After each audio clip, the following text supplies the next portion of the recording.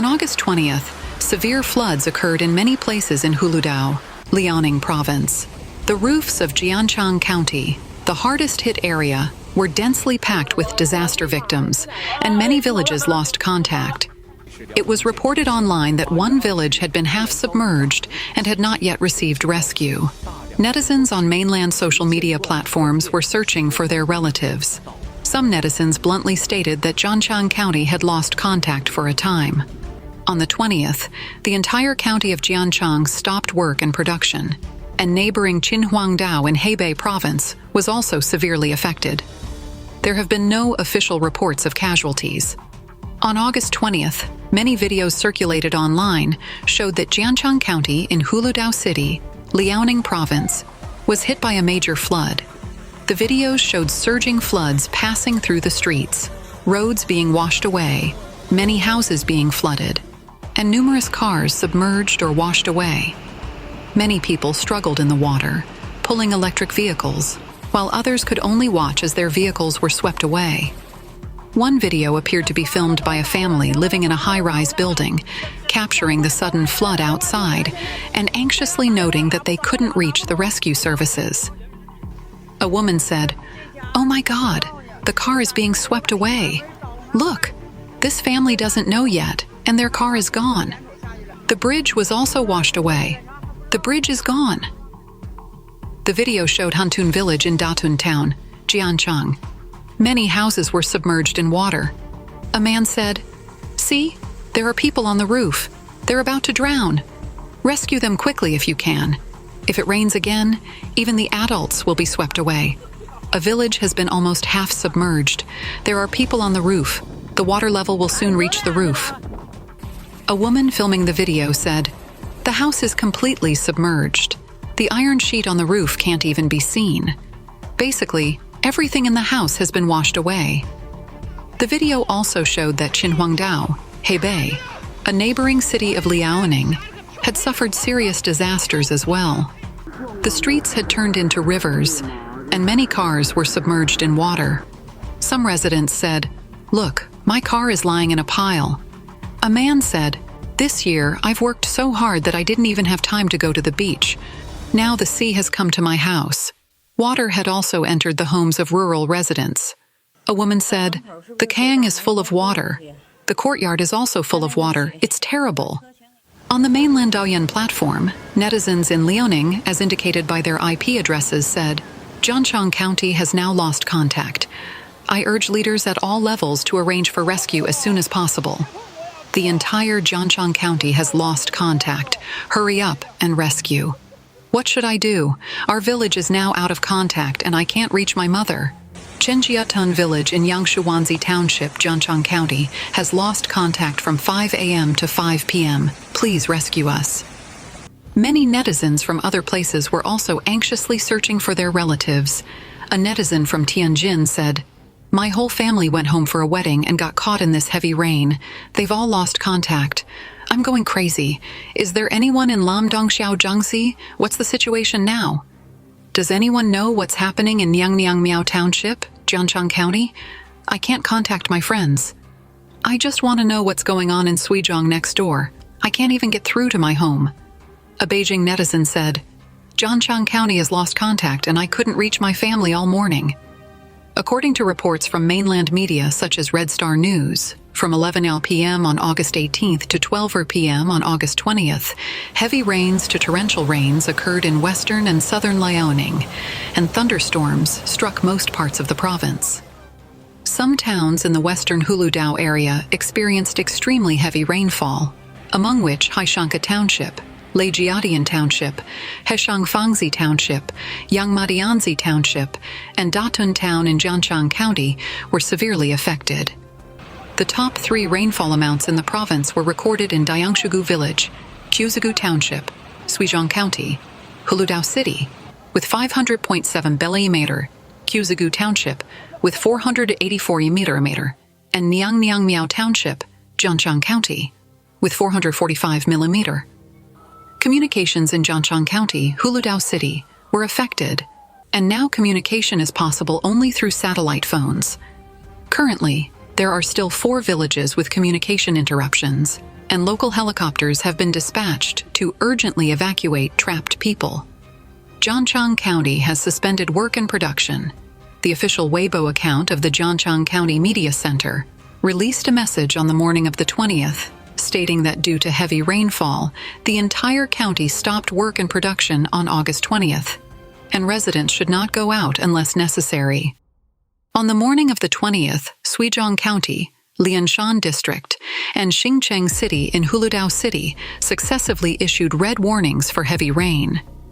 It has been said among the Chinese people that the main reason for the frequent floods is the unannounced release of water from upstream reservoirs.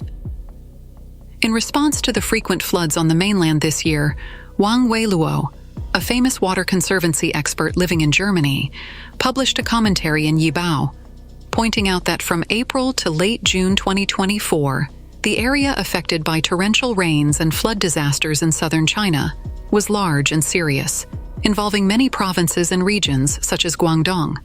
However, the official media of the Chinese Communist Party remained calm and downplayed the severity of the floods, the heavy losses of life and property, and the public's anger. Floods have hit parts of mainland China for the second and third time this year. Heavy rains and floods have continued to occur in Hunan, Hebei, Jilin, Shanxi, and many other places in China. Many cities like Yongzhou have been submerged in water.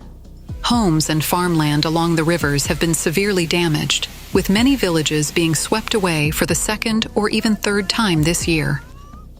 The damage to people and property has been immense.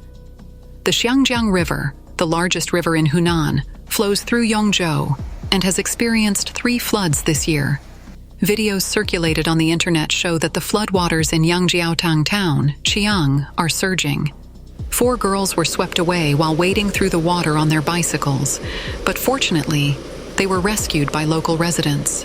Mr. Zhang, a resident of Yongzhou, Hunan, said, "It rained heavily, and some streets continued to flood. The city's planning was not good, and real estate development led to flooding in the city, with the drainage unable to keep up. The houses along the river were flooded. The water level of the river was higher than that of the residential area, so the water came very quickly. The rice that had not yet been harvested in the countryside was flattened, which is a pity. This has caused at least a 20% loss. Floods rise every year, and we have to rely on ourselves if there are any problems." Jizhu District in Tianjin, which suffered a severe flood on August 10th, is currently at risk of landslides. Local scenic spots, farmhouses, and homestays have stopped receiving tourists from 5 p.m. on the 17th. Mr. Lin, a villager in Luoshuangzi Town, Jizhu District, Tianjin, said, "It rained for 2 hours early in the morning, and it was quite heavy, so the floodwaters came. Now the scenic area is closed. The flood on the 10th came very suddenly, causing great and serious property losses. The scenic area had the most cars flooded. There were more than a dozen cars in the yard at the entrance of the farmhouse, and none of them were spared. They were all soaked, and both cars and people were washed away. The corn we planted was covered by stones, sand, and soil." Since the 18th, Shijiazhuang in Hebei has experienced severe waterlogging after heavy rains, and Chengde City has also faced waterlogging. The low-lying areas of both cities have been flooded at least twice in the past 2 months. Ms. Wang, a resident of Chengde, said, "It rained heavily, and the river formed quickly. It happened in just over 10 minutes. It's so scary. Every time it rains, a river forms. It's full of yellow mud." This is Lujiazhigu, outside the city wall of the summer resort.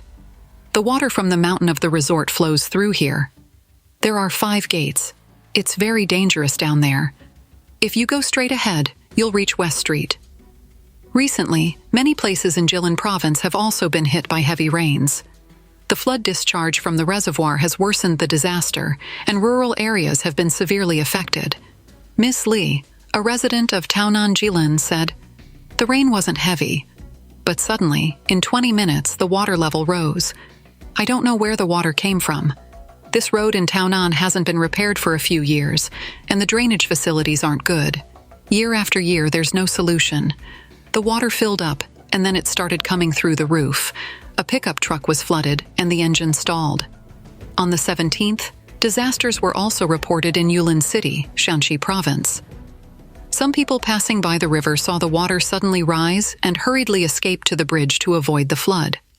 Mr. Liu from Xi'an County, Jilin City, Shaanxi Province said, "The water in Xi'an County, Jilin City, was so high that it reached my knees and arms. My legs couldn't walk properly.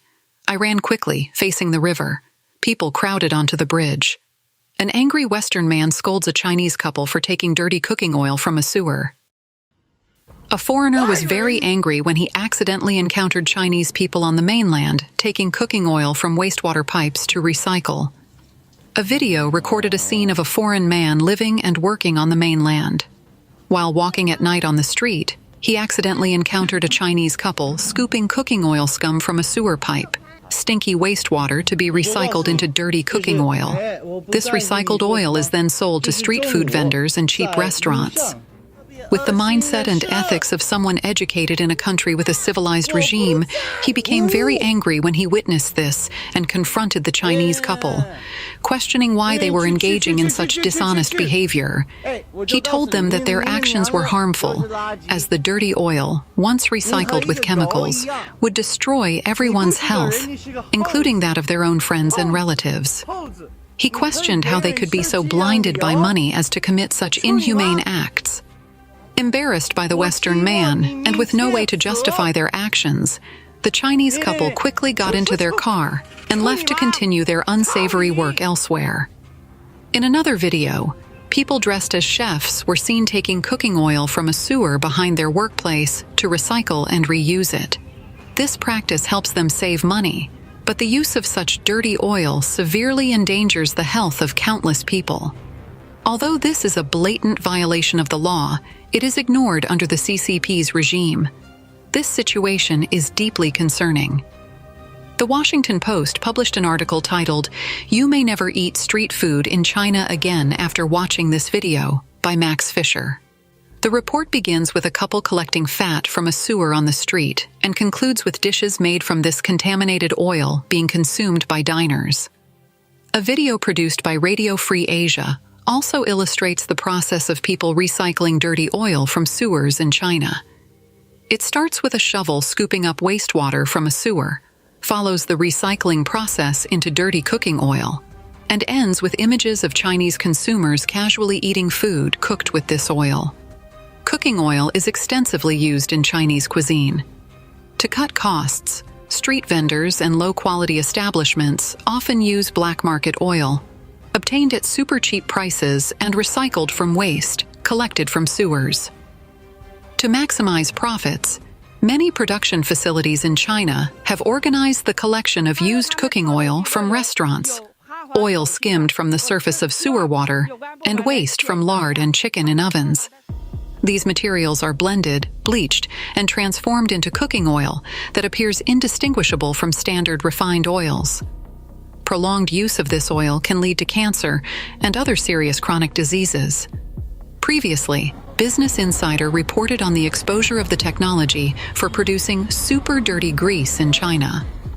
The report brought to light the entire process of producing cooking oil from sewer wastewater in China, something that few people even consider. Specifically, the sewer oil processing life cycle is divided into 3 main stages, using waste as input material.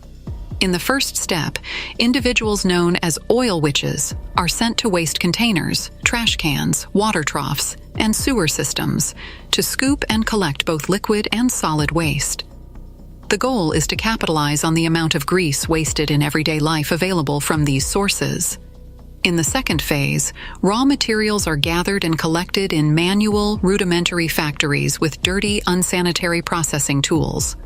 All waste is cooked in cement tanks. Workers use rackets to remove unusable solid waste, such as nylon bags, bones, and dead animals. In the final stage, the oil, even after being recooked, retains a peculiar dark color before being transferred into large barrels, awaiting shipment. These barrels are most likely destined for the food industry. Oil recycled from waste is typically used in the soap and rubber manufacturing industries. However, processing it into cooking oil can yield significant profits, though the dangers it poses to human health are immeasurable.